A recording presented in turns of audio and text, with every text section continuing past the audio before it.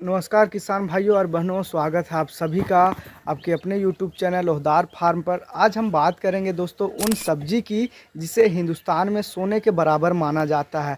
जी हाँ, हम बात कर रहे हैं दोस्तों सरसों की। सरसों ये वही फसल है दोस्तों जिसके फूल खेतों में लहलहाते हैं तो ऐसे लगता है मानो धरती पर पीला सोना बिखरा पड़ा हो। और यही सरसों जब तेल के रूप में हमारे घर की रसोई में पहुँचती है दोस्तों तो खाने का स्वाद ही बदल जाता है। तो आज का ये हमारा वीडियो बेहद खास होने वाला है क्योंकि इसमें हम सरसों की पूरी जानकारी के बारे में बात करेंगे दोस्तों। बीज से लेकर के खेत और खेत से लेकर के मंडी और मंडी से लेकर के तेल की फैक्ट्री तक पूरा डिटेल में आपको जानकारी हम इस वीडियो के माध्यम से देंगे।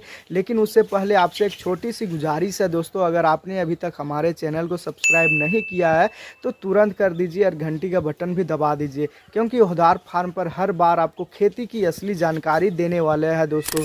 अब किसान भाइयों, सबसे पहले ज़रा सोचिए कि आप बीज बोते हैं, खेत में मेहनत करते हैं, फसल लहलहाती है और फिर उसके बाद इसकी कटाई होती है और अंत में वही दाना आपकी रसोई के तेल की बोतल में बदल जाती है दोस्तों।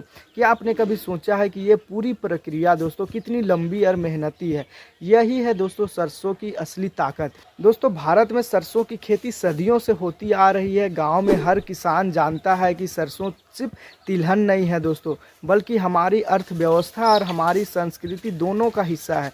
सरसों का जो तेल है वो दवा में काम आता है, मालिश में काम आता है, अचार में तेल के रूप में ये जान डाल देता है दोस्तों अचार में। और यही वजह है दोस्तों कि किसान भाइयों की नज़र हमेशा रहती है इस फसल पर। तो अब आते हैं दोस्तों असली सवाल पर कि हमें कौन सी किस्मों की बुआई करनी चाहिए ताकि पैदावार हमें ज़्यादा मिले, तेल अच्छा निकले और मेहनत भी सफल हो। सरसों की कई किस्में हैं दोस्तों, पारंपरिक भी है और हाइब्रिड भी किस्में हैं। पारंपरिक किस्मों की बात करें तो जैसे पूसा गोल्ड करके बहुत ज़्यादा प्रसिद्ध एक वैरायटी है।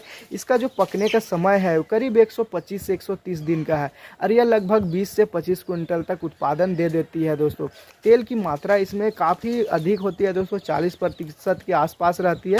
और वरुणा भी एक प्रसिद्ध किस्म है दोस्तों, ये दूसरी वैरायटी है जो 130 से 140 दिन में तैयार हो जाती है। और उपज की हम लोग बात करें दोस्तों तो ये 18 से 22 कुंटल तक देती है। रोहिणी एक और वैरायटी है दोस्तों जो 120 से 125 दिन में तैयार हो जाती है। इसमें तेल की मात्रा थोड़ी ज़्यादा रहती है दोस्तों, लगभग आपको 42% तक देखने को मिल सकती है।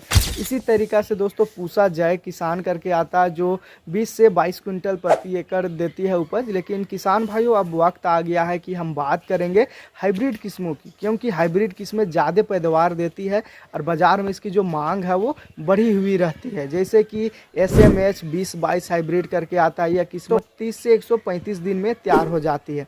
और तेल की मात्रा की बात करें तो 41 से 42% तक रहती है और उपज की हम लोग 22 कुंटल प्रति एकड़ के आसपास ये मिलती है। उसके अलावा हाइब्रिड किस्मों की और अगली हाइब्रिड किस्मों की बात करें जो अलबेली F1 करके आती है दोस्तों, जो थोड़ी ठंडी सहनशील वाली किस्म मानी जाती है और 140 से 150 दिन में ये तैयार हो जाती है। फिर एक पोइनियर का 45S46 करके आती है, वो भी हाइब्रिड किस्म काफ़ी लोकप्रिय रहती है। इसके दाने बड़े होते हैं दोस्तों और भारी होते हैं और इसका शुद्धता भी काफ़ी अच्छी रहती है। और फिर स्टार हाइब्रिड किस्म की खासियत यह है दोस्तों कि यह कई रोगों के प्रति प्रतिरोधक क्षमता और अच्छी रहती है दोस्तों और समय पर अच्छी तरह से ये पक जाती है। और इसके किस्मों के हम लोग बात करें दोस्तों तो ये 150 से 250 रुपये प्रति किलो के आसपास ये मिल जाती है, जबकि हाइब्रिड किस्में थोड़ी महंगी होती है दोस्तों। ये 600 से 800 रुपये प्रति किलो के आसपास इसका खर्च आ जाता है। लेकिन याद रखना है दोस्तों, जितना निवेश करेंगे उतना ज़्यादा ही आपको फ़ायदा मिलेगा। कई किसान भाइयों ने बताया कि हाइब्रिड किस्म बोने के बाद उनकी जो आय थी वो लगभग दोगुनी हो गई थी। अब आते हैं दोस्तों खेती की असली तकनीक पर। सरसों की खेती के लिए सबसे पहले दोस्तों आपको ज़मीन की सही तरीक़ा से तैयारी करनी पड़ती है। 2 बार 3 बार आपको हल से जुताई करनी पड़ती है, रोटावेटर से पूरा खेत को समतल करना पड़ता है और एक बार आपको पाटा ज़रूर लगाना पड़ता है ताकि मिट्टी जो है वो भुरभुरी हो सके और बीज आसानी से अंकुरन हो सके दोस्तों। और बीज दर की हम लोग बात करें तो प्रति एकड़ लगभग 4 किलो से 5 किलो तक बीज काफ़ी हो जाती है। और बीज तो आपको बीज बोते समय ध्यान रखना है कि ज़्यादा गहराई में आपको बीज को नहीं बोना है, वरना जो अंकुरन है वो कमज़ोर होगा और खाद और उर्वरक का सही इस्तेमाल भी आपको ज़रूरी है दोस्तों। एनपीके के साथ सल्फर डालना चाहिए ताकि तेल की जो मात्रा है दोस्तों वो बढ़ सके। और सिंचाई की हम लोग बात करें तो पहली सिंचाई आपको 20 से 22 दिन बाद आपको करनी चाहिए, और दूसरी सिंचाई दोस्तों आप फूल आने के समय आप कर सकते हैं।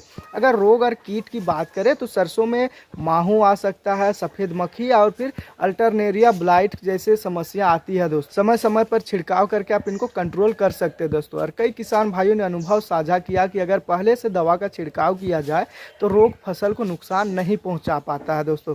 अब मान लीजिए दोस्तों कि फसल तैयार हो गई, कटाई हो गई और उपज मंडी पहुंच गई, इसके बाद सरसों का असली रूपांतरण शुरू हो जाता है दोस्तों। तेल मिल में दाने साफ किए जाते हैं, सुखाए जाते हैं, फिर प्रोसेसिंग मशीन में डाला जाता है। कोल्ड प्रोसेस विधि से तेल का जो स्वाद और गुण दोनों बना करके रखते हैं ताकि हॉट प्रेस विधि से उत्पादन थोड़ा ज़्यादा निकल सके। 1 क्विंटल सरसों से लगभग 30 से 40 किलो तक का तेल निकल जाता है दोस्तों। तेल निकलने के बाद बचा हुआ जो खली है वो भी बेकार नहीं जाती, पशु के चारे के रूप में बहुत ज़्यादा उपयोगी होती है। अब ज़रा सोचिए दोस्तों, आपने खेत में मेहनत से जो फसल बोई थी, यही फसल अब बोतल में बंद होकर बाज़ार में बिक रही है और आपके गांव से लेकर शहर तक हर घर में पहुंच रही है दोस्तों। यही तो है किसान भाइयों को मेहनत का असली नतीजा। तो किसान भाइयों और बहनों, ये थी सरसों की खेती के बारे में पूरी जानकारी।